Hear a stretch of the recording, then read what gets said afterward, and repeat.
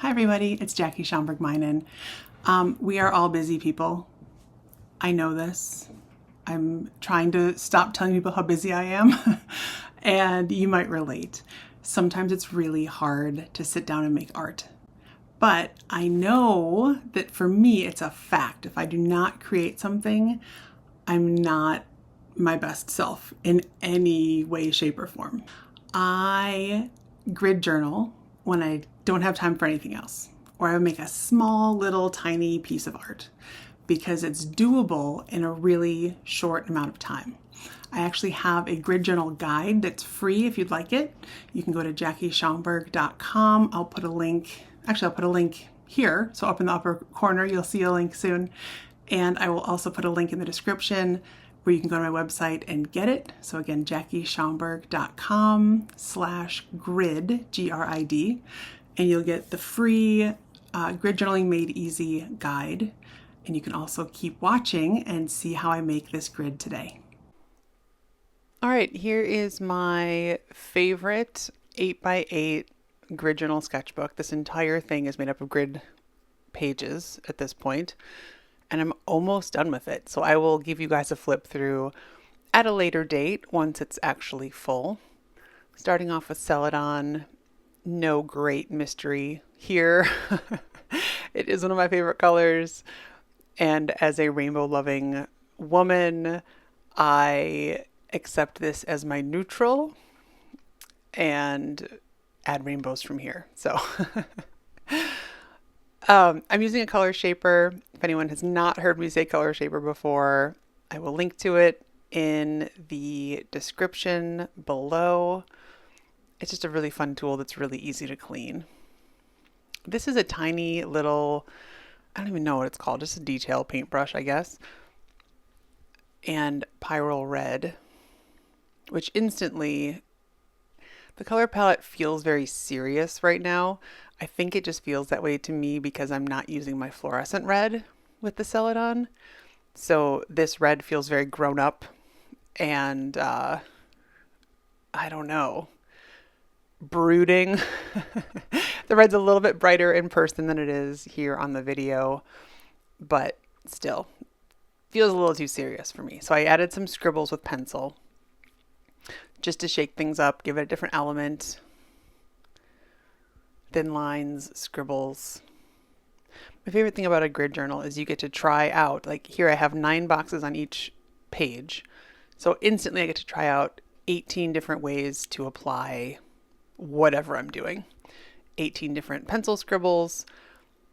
I can do stripes, I can do scribbles, I can do horizontal stripes, I can do one line going all the way through. And now 18 different ways to apply black and 18 different shapes. I do rely on my color shaper a lot, and I don't mind that. I do encourage you to use different tools to find out what you really like.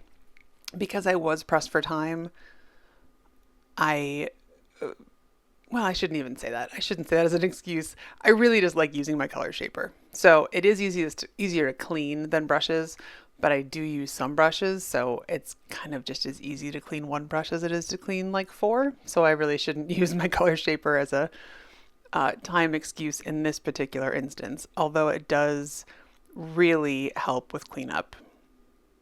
If you need something cleaned up quickly, I do recommend a color shaper. People have asked what I use to kind of carve into the wet paint. It's just a knitting needle. I went to like Joann Fabrics, or I might even gotten it at Blick. Is that possible?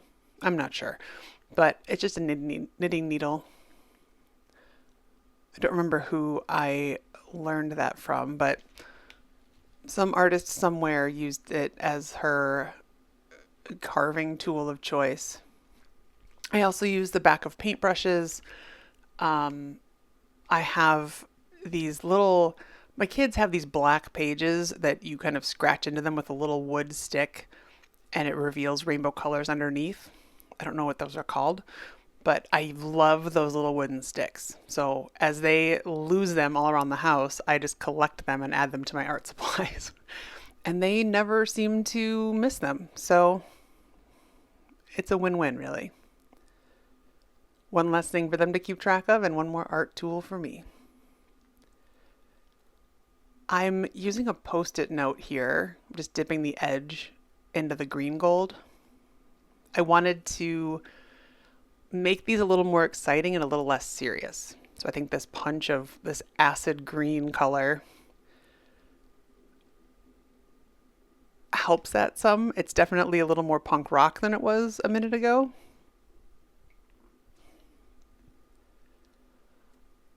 I'm not going to lie, this color palette, I was just improvising where I was going. Each color I added, I was just kind of like, okay, I'll try this now. And I wasn't thrilled with it for a while. So I'm adding, it's hard to see here, sorry. This is graph paper that's really tiny squares. So it's like a grid onto a grid journal. Didn't realize that until right now. This is from a like to-do list pad of paper that I have. And I wanted to do something that was going to change these tiny compositions in big ways. It's not that I was unhappy with the compositions as they are. They were very busy, and I wanted a way to quiet things down quickly. Collage is great for that. Whenever I add big chunks of paint on top of other things, I don't know what it is. I like doing it with paper instead. So I usually start with paper. And well, I shouldn't say usually. I don't really know what I do. I don't really have a usual. But for each particular project I'm working on, maybe I'll use paint, maybe I won't, maybe I'll use paper. But here, the graph paper is opaque enough that it really quiets things down. But because the torn edges are a bit thinner, it gives a little bit of transparency in some areas. Depending on the size of what I'm adding, right? It can cover up less or more. It blended nicely with some of the white marks I had made earlier. And I realized that there was so much green gold that I wasn't loving. I wasn't loving the amount of green gold. How's that? This is a weird putty color that I mixed with Celadon and Pyrrole Red. Still not really sure I'm loving the color, but it gave me a different component, and I just wanted a little variety. Something to make it less serious. Not that putty is a particularly playful color, but it is what it is. This is Celadon mixed with some black, just to get a darker shade.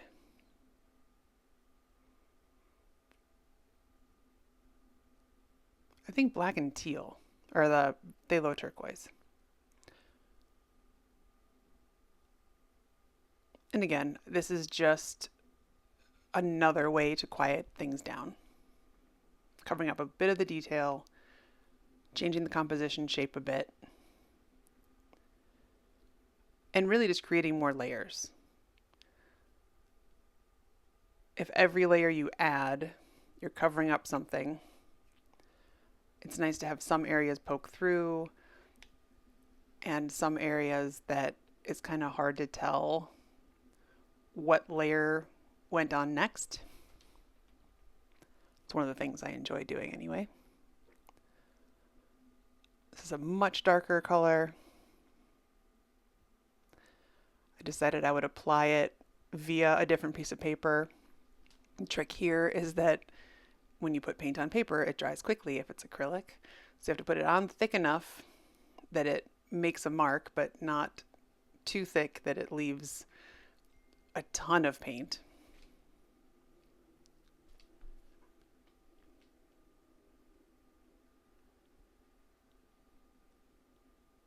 Because I had used gloss medium to glue down my collage paper, there were areas where I could just wipe up any extra paint pretty easily because of the gloss medium made everything shiny and protected so it didn't soak into the paper. That was handy.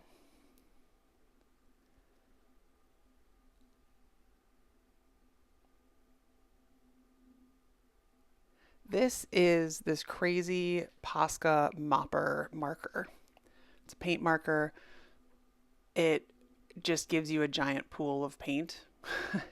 And if you were writing on a big poster and were squeezing it as you go, it would leave drips coming down off every letter or every shape. I've never used it on something this small before, but it was kind of fun. And this is a Neocolor crayon. This is a Neocolor 2, but it's a magenta. And this finally helped me like this color palette. I think having this warmer color, actually it's a cooler red, isn't it? Because it has more blue in it. So having the Pyrrole red and then this added to it, I think softens it a bit so it's not so serious. I don't know why I keep calling it serious.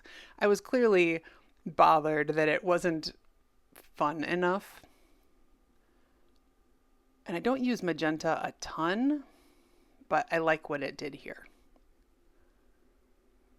And now do you see how the green gold is less prevalent? It's still definitely there, but now it's not a majority of any one square. I just want it to be little bits. You can see where the Mopper marker really left huge splotches sometimes, so I had to wipe those up. For grid journaling, it's just about trying something different, even if it's very slightly different in each square. I did a lot of drips that look very similar, but they're still different. I did some wide ones, I did some in the middle, I did some to the side. So it can be as subtle as you want,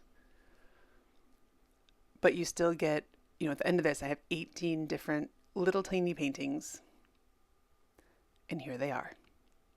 What is your favorite thing to do with your grid journal? Let me know in the comments.